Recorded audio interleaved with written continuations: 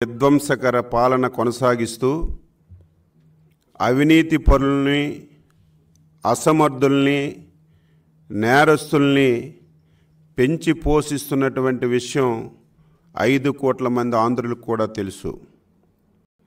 YCP ప్రభుత్వ పాలనలో విధ్వంసాలు, వైఫల్యాలు తప్ప భూతద్దంతో ఎతికినా సరే ఈ రాష్ట్రంలో ఒక్క విజయం కూడా కనబడినటువంటి పరిస్థితి ఉంది.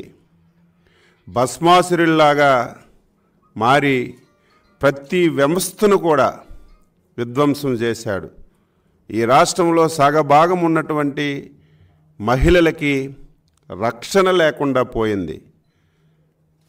స్వాతంత్ర భారతదేశంలో ఏ రాజకీయ నాయకుడికైనా సరే అధికారం అంటే ఒక బాధ్యతగా భావించాలి.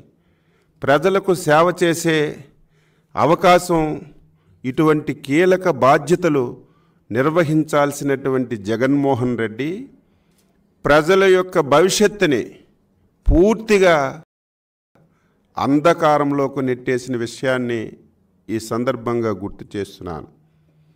దేశంలోనే అత్యంత కీలక పాత్ర పోషించినటువంటి గ్రామానికి పట్టుగొమ్మలు, గ్రామ పంచాయతీలని ప్రతి ఒక్కరూ మాట్లాడుతున్నటువంటి గ్రామ పంచాయతీలని పూర్తిగా, స్థానిక సంస్థల్ని పూర్తిగా నిర్వీర్యం చేసి ఈయన ఒక్క పైసా ఇవ్వకపోవడమే కాకుండా కేంద్ర ప్రభుత్వం ఇస్తున్నటువంటి ఏదైతే ఫైనాన్స్ గ్రాంట్స్ అన్నీ కూడా 9,000 కోట్ల రూపాయలు దేశంలో దొంగలు పడినట్టుగా పంచాయతీ అకౌంట్ల పైన ఈ జగన్మోహన్ రెడ్డి పడి మొత్తం 9,000 కోట్లు దారి మళ్లించిన విషయాన్ని కూడా రాష్ట్ర ప్రజలకి తెలియజేస్తున్నారు.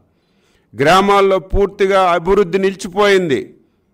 గ్రామాల్లో ఎక్కడ పారిశుధ్యం లేదు.